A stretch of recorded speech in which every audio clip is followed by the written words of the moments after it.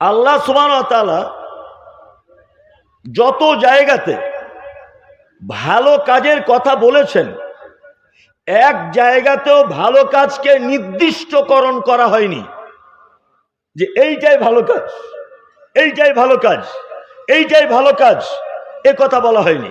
আল্লাহ শুধু এতটুকুই বলে দিয়েছে ওয়ামিলুস সালিহাত, তোমরা আমলে সালেহ করো। কি আমলে সালেহ, এটা আল্লাহ সুবহানাহু ওয়া তাআলা কোথাও বলছেন না। তাহলে আমরা ভালো মন্দ বুঝবো কি করে যে এটা ভালো কাজ আর এটা মন্দ কাজ? এটা বুঝবো কি করে? আপনাকে এইটা বুঝতে গেলে দুটি জিনিসের মানদণ্ডে বুঝতে হবে। এক, আপনি কোনো কাজ করার পরে যদি নিজে আনন্দ অনুভব করেন, তৃপ্তি অনুভব করেন, নিজে যদি শান্তি অনুভব করেন, তাহলে বুঝে নিতে হবে ও কাজটা অবশ্যই ভালো কাজ। আর কোনো কাজ করার পরে যদি আপনি নিজে যদি দুঃখিত হন, নিজেকে নিজের কাছে যদি অপমানিত মনে করেন, তাহলে আপনি বুঝতে পারবেন যে ওটা অবশ্যই খারাপ কাজ। কি বলছি বুঝতে পারছেন? তাহলে আল্লাহ সুবহানাহু ওয়া তাআলা পবিত্র আল কোরআনে যত জায়গাতে তিনি ভালো কাজ করার কথা বলেছেন, নির্দিষ্টকরণ কিছু করেন নেই। এবার আমি আপনাদেরকে কয়েকটা কথা বলি। আমরা মনে করি যে ভালো কাজ মনে হয় শুধু মানুষের সঙ্গেই করা যায়, মানুষের সঙ্গেই করা যায়। আচ্ছা, মাঝখানে আরেকটা কথা বলি। আচ্ছা বলুন তো, একটা মানুষ জান্নাতে যেতে গেলে কটা জিনিস তার লাগবে? কারো জানা আছে? জান্নাতে যেতে গেলে একটা মানুষের কটা জিনিস লাগবে? তিনটে জিনিস লাগবে জান্নাতে যেতে গেলে। এক, তার ঈমান থাকতে হবে। দুই, তাকে মুসলিম হতে হবে। তিন, সৎ কর্ম থাকতে হবে। একটা মানুষ যদি বলে আমার ঈমান আছে, আমি মুসলিমও বটে, কিন্তু আমার কোনো সৎ কাজ নেই, তাহলে জান্নাতে যাওয়া খুব মুশকিল। কারণ আল্লাহ সুবহানাহু ওয়া তাআলা সৎ কাজের মাধ্যমেই জান্নাত লটকিয়ে রেখেছেন। কোন জিনিসের মাধ্যমে আল্লাহ তাআলা জান্নাত দিবেন, সে মাধ্যমটা কি? সৎ কাজের মাধ্যম। সৎ কাজ যে কোনো কিছু হতে পারে। একটা চমৎকার ঘটনা আপনাদের বলি, দেখুন। আচ্ছা, আপনারা তো এটা শুনেছেন যে একজন মহিলা দেহ ব্যবসায়ী, সে রাস্তা দিয়ে হেঁটে হেঁটে যাচ্ছিল। যেতে যেতে দেখলো, তার চোখে পড়ল যে একজন তৃষ্ণার্ত কুকুর পিপাসায় কাতর হয়ে একটি কূপের সাইডে কাদামাটি জিভ দিয়ে চাটছে। জিভ দিয়ে কি করছে? চাটছে। মহিলাটির মনে দয়া হলো, ইস, আমারও যেমন কষ্ট হয়, কুকুরটারও তো পিপাসার জন্য এই কষ্ট হচ্ছে। এক কাজ করা যায়, নিজের ওড়না বা নিজের কাপড়ের এক সাইড দিয়ে পায়ের মোজাটা খুলে সে মোজাতে কাপড় বেঁধে একটু পানি তুলে তৃষ্ণার্ত কুকুরটিকে পানি পান করালেন। দেখো, ব্যবসায়িক মহিলা, একজন পতিতালয়ের নারী। আচ্ছা বলুন তো, মহিলাটা কুকুরকে পানি পান করানোর মাধ্যমে ক্ষমা পেয়েছিলেন কি পাননি? পেয়েছিলেন। তাহলে পৃথিবীর এক জঘন্যতম প্রাণী, সেই প্রাণীকে, কুকুরকে পানি পান করি একটা মহিলা কই ক্ষমা পেয়ে গেল, তাই না? তাহলে পৃথিবীর আশরাফুল মখলুকাত কোন প্রাণী? মানুষ। তাহলে আপনি যদি মানুষের সঙ্গে যদি ভালো কাজ করেন, মানুষকে যদি উপকার করেন, তার সঙ্গে যদি সদাচরণ করেন, তাহলে রবের নিকটে জান্নাত পড়ে আছে না নেই? আছে, আছে। কিন্তু আমরা কি করি? শুধু বাঁশ নিয়ে ঘুরছে, কাকে বাঁশ দেওয়া যায়, তাই না? একজনা ভালো ব্যবসা করে দুতলা বাড়ি করেছে, তো ওর আর সহ্য হচ্ছে না, ও আবার তার পাশে একটা ওই সেম দোকান করে ও 20 টাকা বিক্রি করছে, 19 টাকায় করছে, মানে ওর জ্বলনে ঘুম হচ্ছে না। দুতলা বাড়ি করে নিল আর আমি সারা জীবন ফেরি করেই গেলাম। কি করে সর্বনাশ করা যায়? কি বললাম বুঝলেন? আমার ছেলেটা নিজের যোগ্যতায় চাকরি পেয়েছে।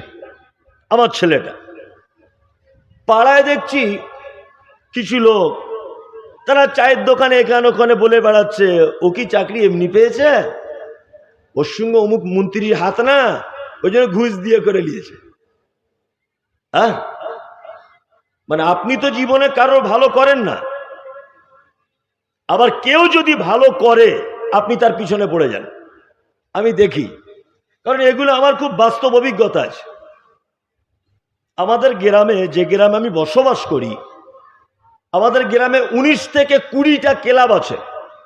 বড় গ্রাম, 19 থেকে 20টা ক্লাব। আমি যেখানে বসবাস করি, হেদায়েতুল্লাহ ভাই জানেন, আমার বাড়ি ওর বাড়ি বেশি দূর ডিস্টেন্স নয়, 15-20 কিলোমিটারের ডিস্টেন্স। আমার আগে যিনি বক্তব্য রাখছিলেন ওনাকে জিজ্ঞেস করবেন। আমি যেখানে বসবাস করি 40 কিলোমিটারের ভিতরে কোনো প্রতিষ্ঠান নেই, আহলে হাদিসদের কোনো প্রতিষ্ঠান নেই। 40 কিলোমিটারের ভিতরে আহলে হাদিসদের কোনো প্রতিষ্ঠান নেই। আমাদের গ্রামে 19টা ক্লাব, 4-5টা পার্টি অফিস, কত কিছু আছে। ক্যারাম বোর্ড খেলা হয় চায়ের দোকানে, মনে হয় এই 10 জায়গা আছে না। আমি চিন্তা ভাবনা করলাম যে এখানে একটা কোরআন শিক্ষার ব্যবস্থা করলে হয় না, একটা মাদ্রাসা তৈরি করলাম।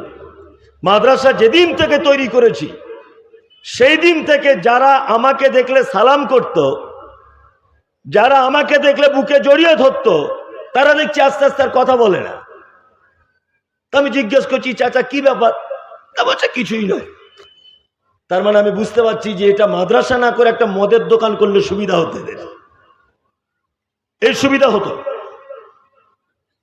ব্যাংডবিতে মাদ্রাসা আছে, এখানে একটা মহিলা বানাত তৈরি করা হয়েছে। যিনি তৈরি করেছেন উনি এতদিন পর্যন্ত খুব ভালো লোক ছিল আপনার কাছে, আর যখন উনি একটা কোরআন শিক্ষার ব্যবস্থা করেছেন, এক শ্রেণীর মানুষ তাদের জন্মই মনে হয়েছে যে কি করে ওর বিরোধিতা করা যায়, কি করে ওটা তুলে দেওয়া যায়, কি করে ওর মানে সর্বনাশ করা যায়। এই চিন্তা ভাবনাতে রাতে ওরই ঘুম হয় না। এরকম লোক আছে না নেই? আপনাদের মুর্শিদাবাদে নেই, আমাদের ওদিকে আছে। আপনাদের এখানে আছে এটা আমি বলবো না। তার মানে কি, ভালো কাজ করে যেতে হবে, যে ভালো কাজই হোক। কি বলছি বুঝতে পারছেন? এবার আপনাদেরকে আমি আর একটা কথা বলবো। মুহাম্মদ সাল্লাল্লাহু আলাইহি ওয়াসাল্লাম, আল্লাহ বলেছেন ভালো লোককে, আর মুহাম্মদ সাল্লাল্লাহু আলাইহি ওয়াসাল্লাম কোন লোকে সার্টিফিকেট দিচ্ছেন যে এই লোক পৃথিবীর সব থেকে শ্রেষ্ঠ? এতক্ষণ আল্লাহ সার্টিফিকেট দিলেন ভালো লোকের। এবার মুহাম্মদ সাল্লাল্লাহু আলাইহি ওয়াসাল্লামের কাছে একবার ঘুরে আসা যাক। তিনি পৃথিবীর কোন লোককে সব থেকে উত্তম বলে ঘোষণা করেছেন? তিনি বলছেন, খায়রুকুম মান তাআল্লামাল কুরআন ওয়া আল্লামাহু। পৃথিবীতে ওই লোক সর্বোত্তম যে লোক নিজে কোরআন মাজিদ শেখে আর অপরকে শেখায়। পৃথিবীর সব থেকে উত্তম ওই লোক যে কোরআন নিজে শেখে আর অপরকে শেখায়। আপনাদেরকে এইখানে আমি কয়েকটা কথা বলে দিই। আল্লাহ এবং তার রাসূল যে সমস্ত ব্যক্তিদের, যে সমস্ত আমলকারীদের উত্তম বলেছেন, সেই সমস্ত কাজে 70 বেশি না কম? এটা বলুন, 70 বেশি না কম? বেশি। আপনি এতদিন পর্যন্ত নামাজ পড়তেন না, আপনি কাল থেকে নামাজ পড়ুন। 4 দিন পরে ছোটখাটো একটা ভুল করেছেন, ও প্রথমেই টার্গেট করবে, শালা নামাজ পড়িস আবার এটা করিস, এটা বলবে। আপনি এতদিন দাড়ি রাখেননি, আপনি কাল থেকে দাড়ি বড় বড় করে দেন, কোনো একটা ত্রুটি হলে ও এটাই বলবে। আর দাড়িওয়ালা লোক এরকম কাজ করে? এতদিন রাখেনি, ওর কোনো অসুবিধা ছিল না। তার মানে পৃথিবীতে যত ভালো কাজ আছে আপনি যদি করতে যান তাহলে তার বাধার সম্মুখীন হতে হবে কি হবে না? হবে। তার একটা জ্বলন্ত প্রমাণ আপনাদেরকে আমি দিচ্ছি। এক, আল্লাহ সুবহানাহু ওয়া তাআলা আদম আলাইহিস সালামকে তৈরি করলেন, জান্নাতের ভিতরে রাখলেন। আদম আলাইহিস সালাম জান্নাতের ভিতরে উসপিস উসপিস করছে, মানে সুস্থ নেই, সুস্থ নেই। ইন্নাল্লাহা আলিমুম বিযাতিস সুদূর, আল্লাহ অন্তরের কথা জানে। আল্লাহ বুঝতে পারছে জান্নাতের মতো জায়গাতে এর ভালো লাগছে না, এর একটা বউ দরকার। বউ ওর হাড্ডি থেকে তৈরি করলেন কাকে? হাওয়া আলাইহিস সালামকে, তাই না? তৈরি করে জান্নাতের ভিতরে রাখলেন। বিস্তারিত ঘটনা আমি একদম কেটে কুটে দিয়ে বলছি। আল্লাহ তাআলা বললেন যে জান্নাতের ভিতরে তোমরা দুজন থাকবে, সমস্যা কিছু নেই। তা ওই যে গাছটা দেখতে পাচ্ছ, ওই গাছের ফলটা খেয়ে নিও না, ওর ধারে পাশে যাওয়ার দরকার নেই। আর জান্নাতের ভিতরে ছিল কে? এই যে মিস্টার ইবলিস, ও আছে সঙ্গে। ওর যা কাজ, শয়তানের যা কাজ, ও ফুসলে ফাসলে এদিক ওদিক করে বলছে ফল খাবি না, খেয়ে নে, তোরা বেশি করে খেয়ে নিবি, ওই জন্য মানা করে দিয়েছে মনে হয়। খা, একটা দুটো কিছু হবে না, খা। ও চক্রান্ত করেছে, ওই জালে ফেঁসে গিয়ে ফল খেয়ে নিয়েছে। আল্লাহ তাআলা বলছে জান্নাত থেকে বার হয়ে যা, সব চল বাক এখান থেকে। আদম আলাইহিস সালামকে পাঠিয়েছিলেন কোথায়? ভারতে। যদি বলেন সিংহল শ্রীলঙ্কায়, আরে গোলাম হোসেন তখন শ্রীলঙ্কা ভারতের মধ্যে ছিল। ভারতবর্ষে পৃথিবীর প্রথম মানব, প্রথম নবী আদম আলাইহিস সালাম এসেছিলেন। দুই, হাওয়া আলাইহিস সালামকে ফেলা হয়েছিল কোথায়? জিদ্দাতে। জিদ্দাতে, একজন ভারতে আর একজন জিদ্দা। দুজন দুই দিক দিয়ে দোয়া করছে, রব্বানা যালামনা আনফুসানা ওয়া ইল্লাম তাগফির লানা ওয়া তারহামনা লানাকুনান্না মিনাল খাসিরিন। বারবার যখন দোয়া করছে, আল্লাহ ভুল করেছি, অত্যাচার করেছি, ক্ষমা করে দাও, আমাদের প্রতি দয়া করো। বারবার যখন দোয়া করছেন, আল্লাহ দোয়া কবুল করেছিলেন কি করেননি? দোয়া কবুল করে নিয়েছিলেন। দোয়া কবুল করার পরে আল্লাহ তাআলা দুজনকে ক্ষমা করে দিয়েছিলেন। এবার আল্লাহ সিদ্ধান্ত নিচ্ছেন যে তোমাদের দুজনকে পৃথিবী নামক জায়গাতে পাঠানো হবে। আদম আলাইহিস সালাম তখন মনে মনে ভাবছেন যে একবার তো কোনো রকম ক্ষমা পেয়ে আবার এলাম, তা আবার যদি পৃথিবীতে পাঠানো হয় তাহলে শয়তান তো ছাড়া আছে, তাহলে আর মনে হয় চান্স হবে না। এর চক্রান্ত তো খুব বড় চক্রান্ত। আদম আলাইহিস সালামের মনের অবস্থা আল্লাহ বুঝতে পেরে বলছেন, আদম তোমাকে একটি কিতাব দেওয়া হবে, কিতাব, তোমাকে একটি কিতাব দেওয়া হবে, টেনশন করো না। এই কিতাব অনুযায়ী যদি তুমি পৃথিবীতে জীবন যাপন করো, শয়তান তোমাদের পথভ্রষ্ট করতে পারবে না। এখন শয়তান দেখছে, আচ্ছা তাহলে কিতাব দেওয়া হচ্ছে, কিতাবটারই আগে পরিবর্তন করব। কিতাব তো ভুলভাল ঢুকিয়ে দেবো কিতাবের ভিতরে, দেখি আদম কি করে। ওই জন্য শয়তান চক্রান্ত করেছে, কিতাব পরিবর্তন করতে হবে। ওই জন্য একটা কথা জেনে রাখুন যে আদম আলাইহিস সালাম থেকে শুরু করে ঈসা আলাইহিস সালাম পর্যন্ত যত নবী এবং রাসূলদেরকে কিতাব বা সহিফা দেওয়া হয়েছে, শয়তান চক্রান্ত করে প্রতিটা কিতাব পরিবর্তন করতে সক্ষম হয়েছে। ঈসা আলাইহিস সালামের কাছে যে কিতাব দেওয়া হয়েছিল তার নাম কি? ইনজিল। বর্তমান খ্রিস্টান ভাইরা সেটাকে বাইবেল বলে ব্যবহার করে এবং তাদের দাবি এটা ওই বাইবেল যেটা ঈসার উপরে অবতীর্ণ করা হয়েছিল। ইতিহাস খুলে দেখবেন বাইবেল ইয়ারমিক ভাষাতে অবতীর্ণ করা হয়েছিল, পরবর্তীতে ট্রান্সলেট করা হয়েছিল হিব্রু ভাষাতে। বর্তমানে যে বাইবেল চলে এটা খ্রিস্টান যাজকদের নিজস্ব তৈরি করা বাইবেল, কারণ সেই যিশু অর্থাৎ ঈসা আলাইহিস সালামের কাছে যে ইঞ্জিল এসেছিল ও ইঞ্জিল নেই, ওটা পরিবর্তন হয়ে গেছে। আর আল্লাহ ও কিতাবকে মানে প্রতিষ্ঠিত করে রাখবেন এ ওয়াদা, এ প্রতিশ্রুতি কোথাও দেননি। শয়তান ঈসা আলাইহিস সালাম পর্যন্ত যত কিতাব এসেছে সব পরিবর্তন করে দিয়েছে। তারপরে মুহাম্মদ সাল্লাল্লাহু আলাইহি ওয়াসাল্লামের কাছে কিতাব কি? আল কোরআন। আল কোরআন এসেছে। এবার শয়তান ভাবছে তাহলে আমার তো কাজ শেষ, মুহাম্মদ সাল্লাল্লাহু আলাইহি ওয়াসাল্লাম তো শেষ নবী, তাহলে এর কিতাবটা পরিবর্তন করে দেবো, যেমন হোক করে 2-4টা আয়াত এদিক ওদিক করে দেবো। সবার তো করে দিয়েছি। আল্লাহ কোরআনে আয়াত অবতীর্ণ করলেন, ইন্না নাহনু নাযালনা যিকরা ওয়া ইন্না লাহু লাহাফিজুন। কিতাব আমি অবতীর্ণ করেছি কোরআন, আর এর সংরক্ষণের দায়িত্ব আমি আল্লাহ নিজে নিচ্ছি। এইবার তখন শয়তান দেখছে তো মারাত্মক গেঁড়া কল, আল্লাহ নিজে দায়িত্ব নিচ্ছে মানে তো এটা পরিবর্তন করা যাবে না। তারপরেও আমি চেষ্টায় কমতি রাখবো না, অন্তত পক্ষে শুভেন্দু অধিকারীকে তো একবার দেখি, যদি ওকে দিয়েও হয়, অন্তত দিলীপ ঘোষকে একবার লাগাই, যদি কোরআনের কিছু আয়াত পরিবর্তন করা যায়। অসীম সরকারকে একবার লাগাই, যদি কোরআন পরিবর্তন করা যায়। অমিত বাবুকে একবার বলে দেখি, যদি কোরআন শিক্ষাটা বন্ধ করা যায়। কি বলছি বুঝতে পারছেন না?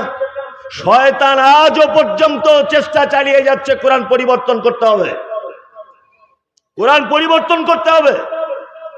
আর আজও পর্যন্ত কোরআনের বিপক্ষে মানুষ লেগে আছে না নেই? আছে, আছে। বাংলাদেশ থেকে এসেছে, এখনো ভাষা পরিবর্তন করতে পারেনি। অসীম সরকার না কি নাম, আগে বাউল গান গাইতো, দেখেছেন? দেখেছেন? কিছুদিন আগে একটা বক্তব্য রাখছে, বলছে কোরআনটা ভারতবর্ষ থেকে তুলে দেওয়া দরকার, এটা মাদ্রাসা মসজিদে ফালতু পড়িয়ে লাভ কি? বলছে কেন? বলছে এটা বিদেশের ভাষা, এদেশে ফালতু চালিয়ে লাভ কি হবে? তখন বলছি শয়তান মনে হয় শুভেন্দুর কাছ থেকে ঘুরে ওর কাছে গেছে, ওর কাছেই গেছে শয়তান, কি আবার ওকে ধরেছে, ওকে দিয়ে চেষ্টা চালিয়ে যাচ্ছে। আসলে অসীম সরকার তো কালকের বাংলাদেশ থেকে এসেছে, ওর ভাষা ঠিক হয়নি এখনো, ওর ভাষা পরিবর্তন হয়নি, অথচ কোথাকার বিধায়ক হয়ে বসে আছে। আপনি হয়তো জানেন না, সারা পৃথিবীতে 57টি দেশ আছে মুসলিম দেশ, 23টি দেশ আছে যে দেশে রাষ্ট্রীয় ভাষা হচ্ছে আরবি। 23টি দেশ পিওর আরবিতে তারা কথা বলে। তার মানে আরবি ভাষাটা পৃথিবীর কটা দেশে চলে? 23টি দেশে চলে। আমি বলছি পশ্চিম বাংলা বা ভারতবর্ষে বিদেশের ভাষা বলে যদি আরবিকে যদি তুলে দেওয়ার চক্রান্ত হয়, কোরআনী শিক্ষার ব্যবস্থাকে তুলে দেওয়ার যদি চক্রান্ত হয়, অন্তত পক্ষে আরবি আমার দেশের ভাষা না হলেও পৃথিবীর 23টা দেশের মানুষ আরবি ভাষাতে কথা বলে। আমি অসীম সরকারকে এটা বলতে চাইছি যে স্কুল বোর্ডে যে সংস্কৃত ভাষাতে বইগুলো পড়ানো হয়, সারা পৃথিবীর একটা দেশ, সারা পৃথিবীর কোন একটা গ্রাম, সারা ভারতবর্ষের একজন ব্যক্তি আপনি প্রমাণ করে দেখান যে সংস্কৃত ভাষায় সারাদিন কথা বলে। সারা ভারতবর্ষের কোথাও সংস্কৃত ভাষা চলে না, পৃথিবীর অন্য কোনো দেশে চলে না। সংস্কৃত ভাষায় বই যদি পশ্চিম বাংলার স্কুল সিলেবাসে যদি পড়ানো হয়, তাহলে পৃথিবীর 23টা দেশে যে ভাষা চলে আরবি ভাষা, এই ভাষার উপরে এত চুলকানি কিসের? কিসের চুলকানি এত? তার মানে বুঝে নিতে হবে মুহাম্মদ সাল্লাল্লাহু আলাইহি ওয়াসাল্লাম তিনি বলেছেন পৃথিবীর শ্রেষ্ঠ ব্যক্তি ওই ব্যক্তি যে কোরআনের শিক্ষা গ্রহণ নিজে করে অপরকে করায়। ওই জন্য আপনারা দেখতে পাবেন মুসলমানদের সব থেকে দুটো জিনিসের উপরে টার্গেট বেশি, সব থেকে বেশি টার্গেট কটা জিনিসে? দুটো জিনিসে। আচ্ছা বলুন তো, একটা দেশকে বাঁচায় কারা? একটা দেশকে বাঁচায় কারা? আপনারা কি কিছু বুঝতে পারছেন আমার ভাষা? বলছি একটা দেশকে রক্ষা করে কারা? দেশের সেনারা, তাই না? বাংলাদেশের সেনা যতক্ষণ পর্যন্ত হাসিনার পক্ষে ছিল ততক্ষণ পর্যন্ত দেশে হাসিনা টিকতে পেরেছে। সেনারা যখন হাত তুলে দিয়েছে, হেলিকপ্টারে করে দাদার কাছে এসে বসে আছে, কিছু করার নেই গোলাম হোসেন, সেনা হাত তুলে দিয়েছে। আপনারা দেখেছেন কিছুদিন আগে নেপালের প্রধানমন্ত্রী ন্যাংটো হয়ে লাফ মারছে, দেখেছেন না, সেনারা হাত তুলে দিয়েছে, সেনা, যে আমরা আর পারছি না। আপনারা জানেন যে পৃথিবীর এক মারাত্মক দেশ আছে, সেই দেশটার নাম হচ্ছে ইসরায়েল। বর্তমানে দেশটা 84 লক্ষ মানুষ বসবাস করে, 1 কোটিও নয়। সারা পৃথিবী তাদের ভয়ে থরথর করে কাঁপে, কারণ তাদের সব থেকে বড় যে ক্ষমতা সেটা হচ্ছে সেনা, সেনার ক্ষমতা বেশি। আপনারা জানেন যে সারা ভারতবর্ষ যত টাকা সরকারি রেল থেকে হোক, জনগণের ট্যাক্স থেকে হোক, পণ্যদ্রব্য বিদেশে সাপ্লাই করার কারণে হোক, যে কোনো ব্যাপারে ভারত সরকার যত টাকা ইনকাম করে তার 45% টাকা শুধু সেনাদের পিছনে খরচা করে দেশ রক্ষা করার জন্য। ইসলামটা একটা দেশ ভাবতে পারেন, ইসলাম টোটালটা একটা স্কুল ভাবতে পারেন, ইসলাম টোটালটা একটা জীবন ব্যবস্থা ভাবতে পারেন। এই ইসলামটাকে বাঁচার জন্য সেনার দরকার আছে না নেই? আছে। সেনা ছাড়া কোনোদিন ইসলাম বাঁচানো যাবে? যাবে না। আর বলুন, এই সেনা তৈরি হয় কোথায়? হ্যাঁ, এই সেনার কারখানা কোথায়? মাদ্রাসায়। ওই জন্য সরকারিভাবে সব থেকে বেশি টার্গেট করা হয়। মাদ্রাসা মানে সন্ত্রাসী, মাদ্রাসা মানে মাওবাদী, মাদ্রাসা মানে খুন, মাদ্রাসা মানে টেররিস্ট, মাদ্রাসা মানে হাবিজাবি, সব সময় তকমা লাগিয়ে দেওয়া হচ্ছে। তার মানে সরকার পক্ষ জেনে গেছে যে ইসলামের সেনা তৈরি হওয়ার সব থেকে বড় কারখানা হচ্ছে মাদ্রাসাগুলি। ওই জন্য মাদ্রাসার মসজিদের উপরে সব থেকে বেশি টার্গেট সরকারি পক্ষের, এইগুলোকে ধ্বংস করে দিতে হবে। আপনারা জানেন, ট্রেনে বাসে যদি আপনি চলেন, আপনার নাম আশরাফুল, আপনার নাম শফিকুল, আপনার নাম খায়রুল, আপনার নাম জুলফিকার, কোনো অসুবিধা নেই। যখনই ট্রেনে দেখতে পাবে কি নাম, নূর আলম, কি করেন, লপুর মাদ্রাসার প্রধান শিক্ষক, কি করেন, লালমাটি মাদ্রাসার প্রধান শিক্ষক, কোথায় বাড়ি, অমুক জায়গায় বাড়ি, ধর একে, অ্যারেস্ট কর, মাওবাদী। এর কাছে নুরানি কায়দা বই পেলে বলে আল কায়দার বই। কারণ কি জানেন? কারণ একটা, সরকারি পক্ষ পর্যন্ত জেনেছে, সরকারি পক্ষ পর্যন্ত জেনেছে যে এরা হচ্ছে সেনা ট্রেনিং এর সব থেকে বড় মাস্টার। কি বলছি বুঝতে পারছেন? তার মানে মুহাম্মদ সাল্লাল্লাহু আলাইহি ওয়াসাল্লাম এবং আল্লাহ যাদেরকেই ভালো বলেছেন সেইখানে সব থেকে শত্রু বেশি। বেশি না? বেশি। আল্লাহ নবী সাল্লাল্লাহু আলাইহি ওয়াসাল্লাম বলেছেন, খায়রুকুম মান তাআল্লামাল কুরআন ওয়া আল্লামাহু। পৃথিবীর উত্তম ব্যক্তি সে। তাহলে আমি আপনাকে দুটো পাটে দুটো উত্তম ব্যক্তিকে দেখালাম। আল্লাহ বলছেন যারা ঈমান আনে আর সৎকর্ম করে এরা পৃথিবীর সৃষ্টি সমূহের ভিতরে সব থেকে শ্রেষ্ঠ। আর মুহাম্মদ সাল্লাল্লাহু আলাইহি ওয়াসাল্লাম বলেছেন পৃথিবীতে যার যত টাকাই থাক, যে যত পোস্টেই থাক, যে যত এমএলএ মন্ত্রী রাষ্ট্রপতি যাই হোক, আল্লাহর নিকটে ওই লোক ভালো যে কোরআন শেখে আর অপরকে কি শেখায়। তার মানে মাদ্রাসাগুলো কি বুঝতে পারছেন তো? সব ইসলামের সেনা তৈরি হওয়ার কারখানা। এই কারখানা টিকিয়ে রাখার দরকার আছে না ভাঙার দরকার আছে? হ্যাঁ, টিকিয়ে রাখার শুধু দরকার না, এটা ফরজ, ফরজ এটা। এবার আমি আপনাদেরকে কয়েকটা ভালো কাজ বলবো কোরআন থেকে, আর কয়েকটা ভালো কাজ বলবো হাদিস থেকে। ইনশাল্লাহ আমরা যদি ছোট ছোট জিনিসগুলো মানি তাহলে আমাদের আখেরাতে কল্যাণ হবে। ইনশাল্লাহ আমরা মানার চেষ্টা করব। ইনশাল্লাহ বলুন। ইনশাল্লাহ। অনেক বক্তব্য তো শুনেছেন আজকে। আমার আগে হেদায়েতুল ইসলাম ভাইয়ের দানের ব্যাপারে অনেক বক্তব্য রাখছিলেন, ইয়াসিন সাহেবও রাখছিলেন, আমি দেখেছি।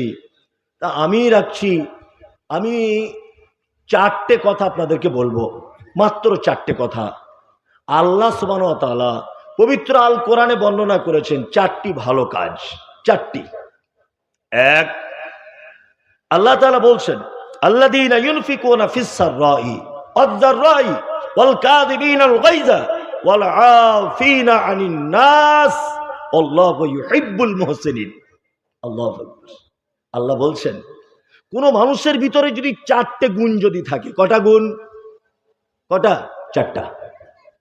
তাহলে এই লোকটাকে যে আমি এত ভালোবাসি, আল্লাহু ইউহিব্বুল মুহসিনিন, আল্লাহ তাদের উপাধি চেঞ্জ করে দিয়ে বলছে এরা মুহসিন, এরা ভালোর ভালো, এরা উত্তমের উত্তম। 4টে গুণ যার ভিতরে আছে। এই গুণগুলো যদি বলি তা আজকে থেকে আমরা এই গুণে গুণান্বিত হব ইনশাল্লাহ। ইনশাল্লাহ। এক, আল্লাহ প্রথমেই যে কথাটা বলছেন এটা যদি বলি মানুষ পালাবে হয়তো, হ্যাঁ, কিন্তু আমি আল্লাহর কসম করে আপনাকে বলছি, আমি এটা বলছি আপনাকে গুরুত্ব বোঝানোর জন্যে, কোন উদ্দেশ্য নয়। যদি বলছেন মনে হয় একে মনে সব শিখিয়ে দিয়ে নিয়ে এসছে যে এটা বলবে, এটা জি না। আল্লাহ বলছে আল্লাহ জিনা ইউনফিকুনা ফিস সাররাই ওয়াজ যাররাই। 2 নাম্বার, আল্লাহ বলছে যারা সচ্ছলতায় আমার রাস্তায় দান করে এবং যারা অসচ্ছলতায় আমার রাস্তায় দান করে। অল কাযিমিনাল গায়জা, যারা রাগ হয়ে গেলে রাগকে কন্ট্রোল করে। ওয়াল আফিনা আনিন নাস, আর কোন মানুষ যদি ভুল করে তাকে ক্ষমা করে দেয়। আল্লাহ বলছে আল্লাহু ইউহিব্বুল মুহসিনিন, নিশ্চয় আমি মুহসিন বান্দাদেরকে খুব ভালোবাসি। কটা গুণ বলা হলো? 4টে। 1 নাম্বার গুণ কে? যারা সচ্ছলতায় দান করে, অসচ্ছলতায় বিপদে পড়লেও যারা দান করে। প্রথমে আল্লাহ দানের কথা বলছেন। দানের গুরুত্ব সম্পর্কে যদি আপনাকে আমি বলি, 10-15 মিনিট শুনুন, দেখুন কত মজাও লাগবে আর কত জ্ঞান আপনি পাবেন। 1, আচ্ছা, পৃথিবীতে কিছু ভুল আছে, যে ভুলগুলো জরিমানা দুনিয়াতেই দিতে হবে, দুনিয়াতেই। আখেরাতে বা মরার পরে হবে তা নয়, দুনিয়াতেই সে ভুলগুলোর ক্ষতিপূরণ দিতে হয়। আসেন এরকম কিছু ভুল আছে, আপনাকে আমি কয়েকটা ভুল দেখাই। আপনার স্ত্রীর সঙ্গে দুপুর 2টোর দিকে ঝামেলা বেঁধেছে, খুব ঝামেলা, এত ঝামেলা, তা আপনি ঝগড়া করতে করতে বলছেন আল্লাহর কসম করে বলছি আমি জীবনে তোর মায়ের বাড়ি যাব না। এটা বলেছেন কখন? দুপুর 2টায়। সারাদিন মুখ বাঁকামাকি চলছে, ও এর দিকে তাকায় না, ও ওর দিকে তাকায় না, ভাত চাইছে তা এইরকম করে ছুঁড়ে মারছে, মানে কোন যা হয় আর কি, আমাদেরও হয়, শুধু আপনাদের একা তা নয়, সবারই হয় কম বেশি।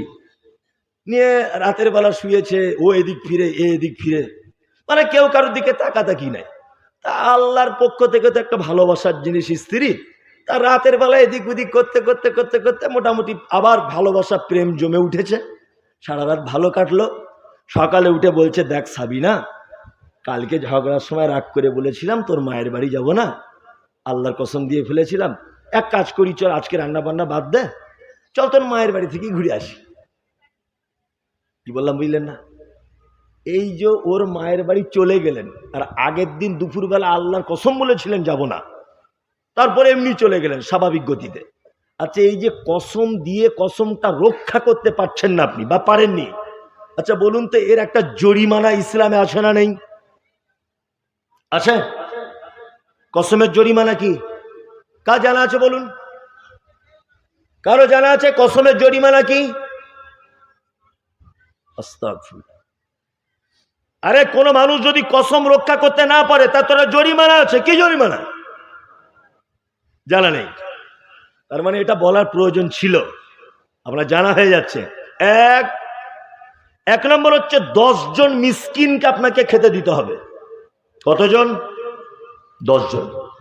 2, 3টি সিয়াম পালন করতে হবে। এই ছোট জরিমানা। আচ্ছা বলুন তো এই ছোট্ট জরিমানার ভিতরে একটা কি দিয়ে? 10 জন মিসকিনকে খাওয়াতে হবে, মানে সাদাকা দিয়ে, তাই না? জি, তাহলে এটা একটা জরিমানা হলো সাদাকা দিয়ে। 2, আপনি হজ করতে গেছেন, হজ, এখন হজ করতে গিয়ে আপনি কোনো কারণে মিকাতে ইহরাম পড়তে পারেননি, সাফা মারওয়া সাই করতে পারেননি, কোনো কারণে আপনি কুরবানি দিতে পারেননি, কোনো একটা কারণে মিস করেছেন, আপনার জরিমানা আছে। কি জরিমানা? মক্কায় থাকা অবস্থাতে আপনাকে সাদাকা করতে হবে। সাদাকা করার সুযোগ যদি না থাকে তাহলে মক্কায় অবস্থানরত অবস্থাতে 3টে সিয়াম পালন করতে হবে, বাড়িতে ফেরত আসার পরে আবার 7টা করতে হবে, টোটালে 10টা রোজা জরিমানা আর প্রথম জরিমানা হচ্ছে সাদাকা। কি বলছি বুঝতে পারছেন? তাহলে এটা একটা ভুলের জরিমানা কি দিয়ে হলো? সাদাকার সিয়াম। আর একটা ভুলের কথা বলি, ও নতুন নতুন বিয়ে করেছে তো নিয়ে মাথায় কাজ করছে না, মানে কি ছিনু আর কি হুনু আর কি যে পেয়েছি আর কি এরকম ব্যাপার। নতুন বিয়ে করেছে, তার স্ত্রীকে খুব আদর করতে করতে বলছে, নাসিমা তোমার হাতটা না আমার মায়ের মতো দেখতে অনেকটা। ও তো বুঝে না, ও বলে দিয়েছে তুমি যখন হাসো না অনেকটা আমার মায়ের মতো লাগে। তুমি যখন চলো, তুমি যে তোমার পা ফেলার ক্যাপাসিটিটা অনেকটা আমার মায়ের মতো ব্যাপার। ওর স্ত্রীর অঙ্গ প্রত্যঙ্গ গুলো মায়ের সঙ্গে তুলনা করে দিয়েছে। আচ্ছা বলুন তো, এটা পাপ কি পাপ নয়? পাপ। এটা কত বড় পাপ, যদি এটা ওজন করা হয় তা পাল্লার দড়ি ছিঁড়ে যাবে। কেউ যদি তার স্ত্রীকে মায়ের সাথে তুলনা করে, এটাতে বলা হয় জিহার। আর এই প্রসঙ্গে আল্লাহ তাআলা পবিত্র আল কোরআনে আয়াত অবতীর্ণ করেছেন। কি আয়াত? আয়াত শুধু নয়, একটা সূরা অবতীর্ণ করে দিয়েছেন, সূরা মুজাদালা। কদ সামিআল্লাহু কাওলাল্লাতী তুজাদিলুকা ফি জাওজিকা ওয়া তাসতাকি ইলাল্লাহ। এই সূরাটা একবার পড়ে দেখবেন যে জিহারের জরিমানা করেছেন আল্লাহ। জরিমানা কি? এক, ফাতাহরিরু রাকাবাতিন মিন ক্বাবলি আন ইয়াতামাসসা। একটা গোলাম নিজের টাকা দিয়ে কিনে আজাদ করতে হবে, মিন ক্বাবলি আন ইয়াতামাসসা, তারপরে তুমি তোমার স্ত্রী গায়ে হাত দিতে পারবে।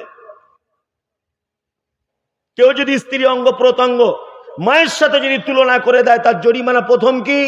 গোলাম কিনে আজাদ করে দিতে হবে। মৌলভী সাহেব, গোলাম কিনে আজাদ করার মতো পয়সা আমার নেই।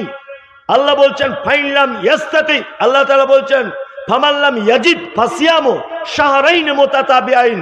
তুমি যদি গোলাম আজাদ করতে না পারো, শাহরাইন মুতাতাবিআইন 60টা রোজা রাখতে হবে। দ্বিতীয় অপশনের জরিমানা। জরিমানা রোজা করছেন, 58টা হয়েছে, একটা ভেঙে গেছে, আবার প্রথম থেকে শুরু। ঠিক 57টা হয়েছে, একটা ভেঙে গেছে, আবার প্রথম থেকে শুরু করতে হবে। কি বলছি বুঝতে পারছেন? যদি বলছেন এত কঠিন, এইটুকু কথা বলার কারণে আল্লাহ বলছে যদি গোলাম আজাদ করতে না পারো, তুমি যদি 60টা রোজা করতে না পারো, ফাইনলাম ইয়াস্তাতি ফাইতআমু 60 মিসকিন, তাহলে তুমি 60 জন মিসকিনকে খেতে দাও। আচ্ছা বলুন তো, জিহার মায়ের সঙ্গে স্ত্রীকে তুলনা করলে 3টে জরিমানা, 2টো জরিমানা কি দিয়ে? কি দিয়ে? সাদাকা, দান দিয়ে। কি বললাম বুঝলেন? কি দিয়ে? সাদাকা, দান দিয়ে। 2টো জরিমানা দান দিয়ে। গোলাম আজাদ করতে হবে মানে ওটাও সাদাকা, আর 60 জন মিসকিনকে খেতে দিতে হবে, এটা কি? সাদাকা। তার মানে বোঝা যাচ্ছে, একটা মানুষ তার ভুলগুলোকে যদি রবের নিকটে ক্ষমা করে নিতে পারে, ভুলগুলো যদি রবের নিকটে পরিষ্কার করে নিতে পারে, মাধ্যম সব জায়গাতে বলা হয়েছে 2টি জিনিস। 1 সাদাকার মাধ্যম, 2 সিয়ামের মাধ্যম। ওই জন্য মুহাম্মদ সাল্লাল্লাহু আলাইহি ওয়াসাল্লাম বলেছেন ইত্তাকুন নার, তোমরা জাহান্নাম থেকে বাঁচো, যে কোনো মূল্যে বাঁচো। ওয়ালা অবিশিক্কি তামারিন, যদি তোমার কাছে নিরুপায় কিছু নেই, খাজুরের একটা টুকরা দিয়ে হলেও জাহান্নাম থেকে বাঁচো। তাহলে জাহান্নাম থেকে বাঁচার একেবারে শেষ উপায় আল্লাহ রাসূল কি বললেন? সাদাকা, তাই না? এইবার একটা কথা আপনাদেরকে বলি, সাদাকা কত গুরুত্বপূর্ণ জিনিস ভালো করে বুঝবেন। পাড়া গ্রামে যখন কোনো লোক মারা যায় ভাব 2-5 মিনিটের মধ্যে মারা যাবে। আচ্ছা বলুন তো, তখন আমরা কি করি? কি খালু একটু বেদানার রস খাও, চামচে করে বেদানার রস দিচ্ছে, এই দিক দিয়ে গড়িয়ে পড়ে যাচ্ছে। ওর বড় মেয়ে এসে বলছে, মা মা তাড়াতাড়ি করে ফ্রিজ থেকে পানি বার করো, শেষ পানি ঠান্ডা পানি একবার আমার আব্বার গালে দিই। বলে না? বলে। কেউ বেদানার রস দেয়, কেউ ঠান্ডা পানি দেয়, কেউ হালকা হালকা উষ্ণ গরমে দুধ দেয়, দেয় না? দেয়। আপনার এখানে করে তো এগুলো? মারা যাওয়ার আগে গালি পানি দেয় না? আচ্ছা, ও কি জীবনে পানি খায়নি? ও কি জীবনে বেদানা চোখে দেখেনি?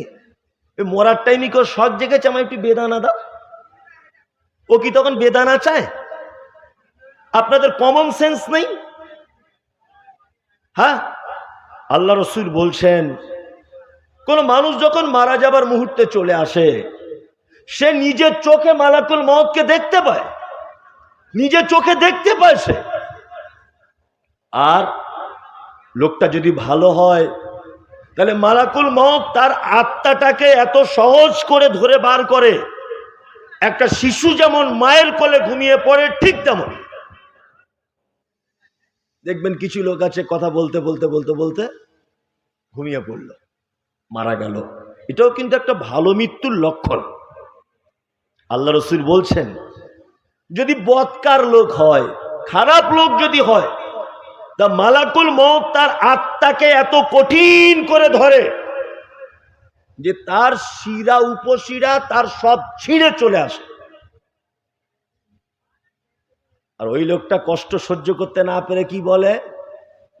ফায়াকুলা রব্বি লাউলা আখরতানি ইলা আজালিন করিব ফাআসাদদাকা ওয়া আকুম মিনাস সালিহিন। কথা বলে কি বলে? আল্লাহ, আমার টাইম শেষ, মালাকুল মউত চলে এসেছে, ফাআসাদদাকা ওয়া আকুম মিনাস সালিহিন, আমাকে একবার সুযোগ দাও আল্লাহ, আমি আবার ওই গ্রামে ফিরে যাই, গিয়ে কিছু দান কিছু সাদকা করে আসি, তারপরে ভালো মানুষদের অন্তর্ভুক্ত হয়ে তোমার কাছে আসবো। তার মানে একটা মানুষ মারা যাবার শেষ মুহূর্তে তার মনের ইচ্ছা কি থাকে? আল্লাহ আমাকে সুযোগ দাও, কি করব? সাদকা করব। এবার আপনাদেরকে বলি, আচ্ছা পৃথিবীর সব থেকে দামি ইবাদতের নাম কি? বলুন। সব থেকে দামি ইবাদত আলেম ওলামারা সব থেকে কঠিন করে বলে কি? আলেম ওলামারা কঠিন করে জুম্মার খুতবায় জলসাতে বলে কি? ইবাদতটার নাম সালাত, নামাজ। সব থেকে কঠিন করে বলে না? বলে। তারপরে ভালো ইবাদত, এখন ধরে নেন সিয়াম, তারপরে ভালো ইবাদত ধরে নেন হজ করা, তারপরে ভালো ইবাদত ধরে নেন কুরবানি করা। আমি বোঝানোর জন্য বলছি, এগুলো সব ভালো ইবাদত। তা লোকটা মরার আগে আল্লাহকে একবার বলছে না, আল্লাহ টাইম দাও, 2 রাকাত নামাজ পড়ি, এত দামি ইবাদত। আল্লাহ একটু টাইম দাও, একটা রোজা রাখি, আল্লাহ একটু টাইম দাও, একটু মক্কা থেকে ঘুরে আসবো। কি বলছে লোকটা? আল্লাহ আমাকে একটু সুযোগ দাও, একটু সুযোগ দাও, আমি গিয়ে কিছু সাদাকা করে আসি, কিছু দান করে আসি আমি। কারণ কি? পৃথিবীতে যত ইবাদত আছে প্রত্যেক ইবাদতের নির্দিষ্ট একটা পদ্ধতি আছে, আছে না? পদ্ধতি আছে। যেমন নামাজ আপনি পড়বেন, তার আগে কি করতে হয়? অজু। পানি নেই, আপনি কি করবেন? তায়াম্মুম, তাই না? তাহলে নামাজের একটা পদ্ধতি হচ্ছে অজু করতে হবে, পানি না পেলে তায়াম্মুম করতে হবে। এখন আপনি যদি জোহরের নামাজটা ঠিক 9:30টার দিকে জমাত শুরু করে দেন, চলবে? ওয়াক্ত হতে হবে। আসরেরটা যদি আপনি ওই 12:30টার দিক করেন, ওয়াক্ত হতে হবে, তাই না? আপনি যদি নামাজে দাঁড়িয়ে বলেন সুবহানাল্লাহ, চলবে? কি বলতে হবে? আল্লাহু আকবার, তাকবীর দিয়ে শুরু হবে। তার মানে এই ইবাদতের একটা নির্দিষ্ট পদ্ধতি আছে, আছে না? নেই? আছে। আপনি রোজা রাখবেন, রোজার একটা নির্দিষ্ট পদ্ধতি আছে, আছে না? আছে। কিন্তু লোকটা বলছে কোনো ইবাদত নয়, প্রত্যেক ইবাদত করতে গেলে সময় লেগে যাবে। ফাআসাদদাকা ওয়া আকুম মিনাস সালিহিন, আল্লাহ আমাকে একটু সাদাকা করার সুযোগ দাও, আমি ভালো মানুষদের অন্তর্ভুক্ত হতে পারি। যাতে পৃথিবীতে একটা মাত্র ইবাদত আছে, তার নাম সাদাকা, যার কোনো পদ্ধতি নেই। নফল সাদাকার কোনো পদ্ধতি আছে? ডাক বাংলাতে বাসে থেকে নেমেছেন, ডাক বাংলায় বাস থেকে নেমেছেন, হঠাৎ করে একটা ভিখারি আপনার কাছে ভিক চাইলো, আমাকে কিছু দাও। আপনি তাকে জিজ্ঞাসা করতে পারেন না তোমার বাড়ি কোথায়, আপনি তাকে জিজ্ঞাসা করতে পারেন না তুমি কোন কাস্টের লোক, আপনি তাকে জিজ্ঞাসা করতে পারেন না যে তোমার ভিক্ষার কারণ কি। আল্লাহ রসুলের হাদিসের দিকে দেখুন, তিনি বলছেন উপরের হাতটা ভালো, নিচের হাত খারাপ। আপনি এক কাজ করতে পারেন, সেটা কি? সেটা হচ্ছে আপনি নিচের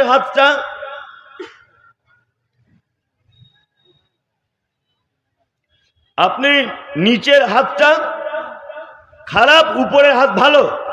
নফল সাদাকার ব্যাপারে ইসলামে কোনো পদ্ধতি নেই, এটা খুব সহজে করা যায়। আল্লাহ তাআলা বলছেন পৃথিবীতে যত ভালো কাজ আছে তার মধ্যে একটি ভালো কাজ, যারা সচ্ছলতায় অসচ্ছলতায় আল্লাহ রাস্তায় কি করে? সাদাকা করে। অল কাযিমিনাল গায়জা। 3, যারা রাগ হলে রাগকে কন্ট্রোল করে। ওয়াল আফিনা আনিন নাস। কোন মানুষ অপরাধ করলে যারা অপরাধীকে ক্ষমা করে দেয়। কোন মানুষ যদি ভুল করে, ভাই ভাই ঝগড়া অশান্তি, আমি জানি যে আর লোক বসবে না, মানে 12টা পর্যন্ত ঠিক আছে, 2টো পর্যন্ত জলসা, লোক বসবে না, এটাই স্বাভাবিক। স্টেজেও যারা আছে সবাই ঘুমাচ্ছে, তার কার কাছে বক্তব্য রাখবো? কি বলছি বুঝতে পারছেন না? আপনারা তো এমনি ঘুমাবে, সবারই ঘুম চলে এসছে। আমি নিজেই বুঝতে পারছি না যে বক্তব্য দিতে গেলে লোকগুলো পালাবে এক। আমার মাদ্রাসারও একটা উদ্দেশ্যের ব্যাপার আছে, লোক পালিয়ে গেলে এটাও লস। এখন আমি মারাত্মক গেঁড়া কলে আটকে আছি। কি বললাম বুঝলেন না? মারাত্মক গেঁড়া কল। এদিকে বক্তব্য দিতেও ভয় লাগছে, লোকগুলো পালাবে। আবার মাদ্রাসার কথা ভাবতে হচ্ছে যে লোকগুলো পালালে এদের কি হবে। যায় 2-5 হাজার হলেও তো লাভ, সেই দিকটা আমাকে লক্ষ্য রাখতে হচ্ছে। তা ভাই চলেই যখন যাবেন, আর অন্তত কিছুক্ষণ বসুন, কিছুক্ষণ বসুন। আমি কয়েকটা ভালো কাজ আপনাদেরকে বলে দিই, আরো বেশ কয়েকটা ভালো কাজ। এক, আল্লাহ সুবহানাহু ওয়া তাআলা পবিত্র আল কোরআনে বলছেন ইউমিনুনা বিল্লাহি ওয়াল ইয়াউমিল আখির। তোমরা আল্লাহর প্রতি বিশ্বাস স্থাপন করো, কিয়ামতের প্রতি বিশ্বাস স্থাপন করো। ওয়া ইয়ামুরুনা বিল মারুফ, ভালো কাজের আদেশ দাও। ওয়া ইয়ানহাউনা আনিল মুনকার, মন্দ কাজে নিষেধ করো।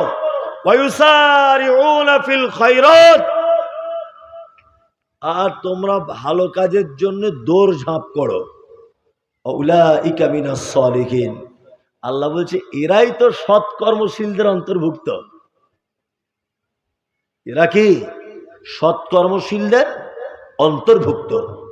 এখানে আল্লাহ তাআলা 5টা গুণ বলেছেন, শেষ গুণ বলেছেন ইউসারিউনা ফিল খায়রাত, যারা ভালো কাজের জন্য দৌড়ঝাঁপ করে। আমি শুনে খুব খুশি হলাম যে এখানে মহিলা মাদ্রাসা করা হয়েছে।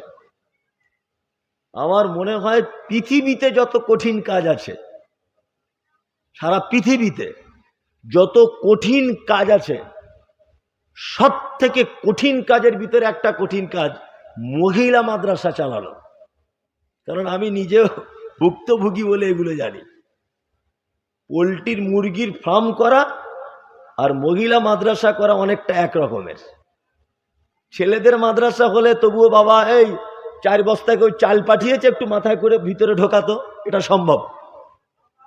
মাদ্রাসার জ্বালানি শেষ হয়ে গেছে, গাড়ি করে এসেছে, গাড়িটা ঢুকছে না, চল সবাই মাথায় করে নিয়ে ঢোকা, সমস্যা নেই।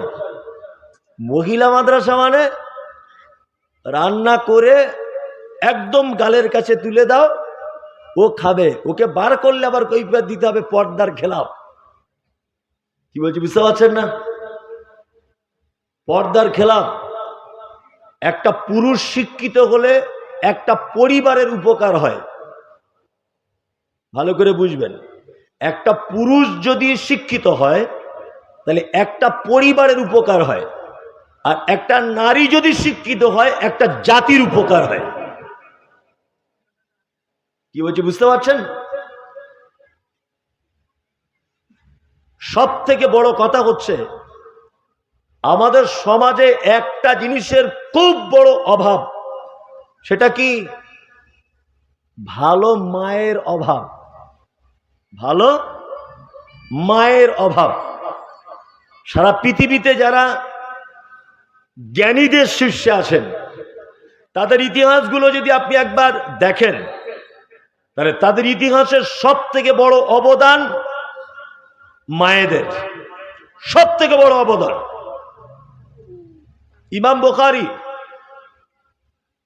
বুখারী উনি তো জন্মের পর থেকে কোনো একটা অসুখের কারণে চোখ দুটো হারিয়ে ফেলেছিলেন, তাই তো স্যার? চোখ দুটো চলে গিয়েছিল, অন্ধ হয়ে গিয়েছিলেন, চোখে দেখতে পেতেন না। উনি কার দুয়ার বরকতে চোখ ফিরে পেয়েছিলেন জানা আছে? মায়ের। আপনারা জানেন যে সারা পৃথিবীর যত মনীষীদের জীবনী আমরা পড়ি বা বাচ্চাদেরকে পড়াই, প্রতিটা মনীষীদের পিছনে তাদের মায়েদের অবদান অনেক অনেক বেশি। সমাজে ভালো মা তৈরি হবার কারখানা কোথায়? কোথায়? মাদ্রাসায়। আমি মনে করি বর্তমান যা যুগ জামানা, মেয়েকে মাদ্রাসায় ভর্তি করা ছাড়া তাকে ভালো থাকা খুব বড় কঠিন। আপনার মেয়ে ভালো হলেও 5 জনে ভালো থাকতে দেবে না। আর আপনি তো কর্মব্যস্ত মানুষ, সারাদিন কি আপনার মেয়ের পিছনে ঘুরবেন? এটা কি সম্ভব হবে? সম্ভব হবে না। তাহলে মাদ্রাসায় দিলে আপনার মেয়ে দ্বীনি শিক্ষার সঙ্গে যুক্ত থাকবে, মেয়ে হেফাজতে থাকবে। আপনিও বাপ হিসাবে কিয়ামতের মাঠে আল্লাহর দরবারে মুহাম্মদ সাল্লাল্লাহু আলাইহি ওয়াসাল্লামের সাথে জান্নাতে থাকার সৌভাগ্য লাভ করবেন। ওই জন্যে আমি একটা কথা বলি বারবার, দান করার অনেক জায়গা আছে, অনেক জায়গা। আচ্ছা বলুন তো উত্তম জায়গা কোথায়? মসজিদে। একজন বলছে মসজিদে। এটা খুব ভালো জিনিস, মসজিদে দান করা। এবার আপনাদেরকে একটা জিনিস আমি দেখাই। আপনাদের গ্রামে মসজিদটা ঢালাই হবে, আপনি 5 কুইন্টাল রড দিয়েছেন, রড। মসজিদ ঢালাই হয়ে গেল। আচ্ছা এবার বলুন তো 5 কুইন্টাল রড, আপনার রড দিয়ে মসজিদটা ঢালাই দেওয়া, 100 বছর পরে হলেও এই মসজিদটা সংস্কার করার জন্য মসজিদের ছাদ ভাঙা হবে কি হবে না? হবে, হবে। তাহলে আপনার এই রডের লংজিভিটি কতদিন? 100 বছর। তারপরে দেখবেন এই রডগুলো ভাঙড়ির দোকানে বিক্রি হয়ে যাবে, যাবে না? যাবে। কিন্তু আপনি মহিলা মাদ্রাসায় 2000 টাকা দিয়েছিলেন, নিয়ে মাদ্রাসা কর্তৃপক্ষ 4টে বিছানা কিনেছিল ধরে নেন। সেই বিছানাতে বসে 10টা মেয়ে কোরআন মাজিদ তেলাওয়াত করেছে, তার মধ্যে 2টো মেয়ে কোরআনের হাফেজ হয়েছে, তারা মা হয়েছে, তার বেটাকেও সে কোরআন শিক্ষা দিয়েছে। সে যে বাড়ির বৌমা হয়েছে সেই বাড়ির 5 জন মহিলাকে কোরআন শিক্ষা দিয়েছে। সেই বাড়ির মহিলারা এক জায়গায় বিয়ে হয়েছে, সে আরো 5 জনকে কোরআন শিক্ষা দিয়েছে। আচ্ছা বলুন এইভাবে কোরআন শিক্ষার সিলসিলা কিয়ামত পর্যন্ত জারি থাকবে কি থাকবে না? থাকবে। মসজিদে রড দিলে লংজিভিটি 100 বছর, মসজিদে পাকা দান লংজিভিটি 20 বছর, মসজিদে ইট দান লংজিভিটি 100 বছর। 100 বছর পর্যন্ত সাদকার জারিয়ার নেকি পেতে পারেন। কিন্তু পৃথিবীতে একটি মাত্র জায়গা আছে যেখানে আপনি 1 টাকা দিয়ে সহযোগিতা করলে কিয়ামতের আগের দিন পর্যন্ত আপনার নেকি হতেই থাকবে, এই সিলসিলা জারি চলতেই থাকবে। কি বলছি বুঝতে পারছেন তো? ওই জন্য আপনাদেরকে বলি যে কোথাও আপনার টাকা ব্যয় করেন না করেন, অন্ততপক্ষে কোরআন শিক্ষার ব্যবস্থা যেখানে, সেটা ছেলেদের মাদ্রাসা হোক মেয়েদের হোক যেখানেই হোক সেখানে ব্যয় করবেন। কারণ এটা একটা সাদকায়ে জারিয়ার মারাত্মক বড় একটা মাধ্যম, মারাত্মক বড় মাধ্যম। কি বলছি বুঝতে পারছেন? বলছে কাগজটা দেন, ওটা তো বলা হয়নি, সেনা তো রাগ করবে। এখন তো আবার মানুষ তো মহিলাদের পক্ষ থেকে ৯,৫৯১ টাকা দ্বিতীয় দফা। বাহ, আলহামদুলিল্লাহ, আল্লাহুম্মা সাল্লি আলাইহি আল্লাহুম্মা বারিক আলাইহি। সত্যি দ্বিতীয় দফা মানে প্রথম দফাতে নিশ্চয় বেশি হয়েছে। আর রহিমা বিবি উনি দিয়েছেন ৫০০ টাকা।